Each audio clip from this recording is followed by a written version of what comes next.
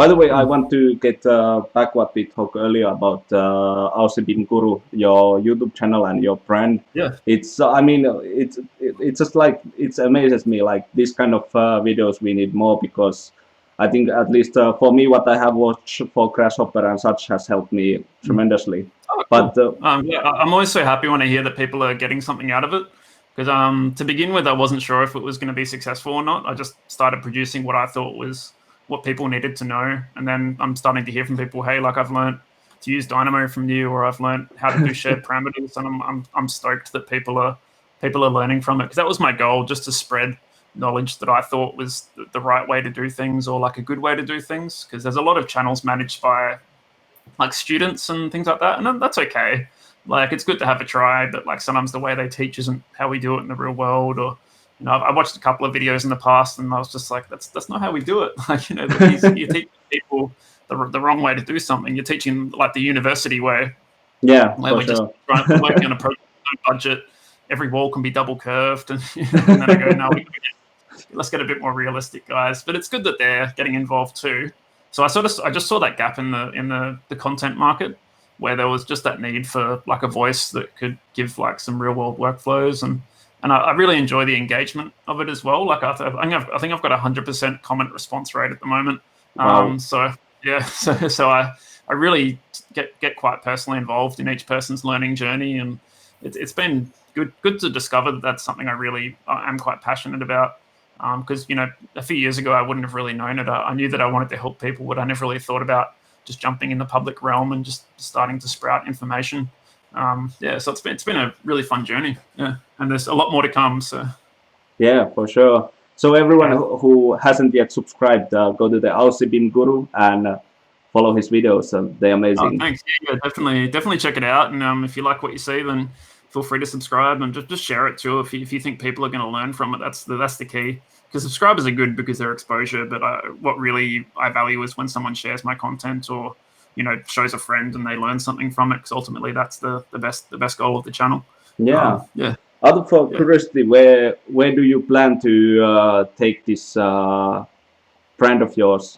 Like, yeah, so I guess I've got like 3 brands technically. I've got my Aussie BIM Guru brand, my BIM Guru brand is my business, and then like I am like my 3rd brand, because I've tried to make sure I'm always like personally connected to all my brands that I set up. So like if someone goes to my YouTube channel, like I'm in all my videos so they can see who I am.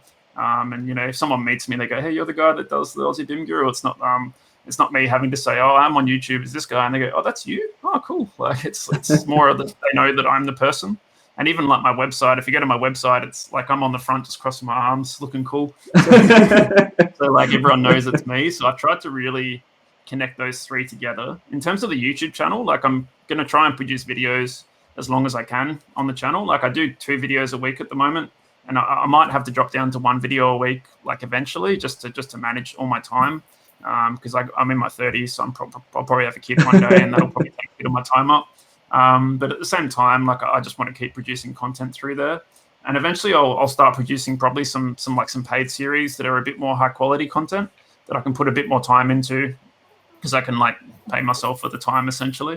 So I'm looking at like some platforms at the moment where I can put some higher quality courses on, because most of my videos, they're just like a 20-30 minute follow me and let's see what we can do in Dynamo or something like that. Whereas if I could do like a more focal, all right, we're just going to teach you like Dynamo from start to finish, like in, you know, 10 hours, then that'd be more like probably meaningful. So that's one of my goals for the channel as well. I did a video a while ago about paid courses, and I was just seeing if everyone was okay with the idea, and everyone seemed okay with the idea. So I'll do that eventually, but I'll never monetize my YouTube channel. That'll always be just free, no ads, because who wants to watch like a 2-minute ad before they watch a BIM tutorial? And then my consulting business is going quite well. So I've got like a pretty steady income stream coming through that as well. So I'm going to be definitely pushing that at the same time. Like I probably put a solid 5 days of work into my business every week. And doing a lot of marketing through there as well, and selling some content on the website too. So that'll keep growing as well. But I sort of keep the 2 brands a little bit separate. So I try not to advertise my business on my YouTube channel, and I try not to advertise my YouTube channel through my business, because I like the idea of one being educational and one being like for profit. Yeah. So it sort of keeps the YouTube channel more genuine. That's always been my goal, because I want to be like approachable to people. So if people come to my channel, like they don't want to just like, if they ask me a question, I don't want them to think that I'm just going to be like, sure, I'll help you for this amount of money an hour. So I sort of keep those personalities a little bit separate. But yeah, I want to try and manage them as long as I can. I'm sure one will give way to the other eventually. Like maybe I might become an educator and, you know, go back to university and teach people. That might happen depending on, you know, which way my career goes. But for now, like I'm enjoying the consulting business. That's been quite exciting, and just cool to work with lots of different clients too. So yeah, there's a lot of things going on, and it's a lot to manage, but For sure. the ride. Hats off to you. Oh, thanks. Yeah. I've got a few series coming up on my channel too. Like I'll be covering Navisworks pretty soon, because I haven't done any Navisworks yet on my channel, and I love the program. And hopefully I'll cover some more Revit workflows too, like advanced content creation workflows that I think will really help people like improve their skills in that aspect. And I hope to eventually probably cover like some more open topics like IFC and BCF coordination format.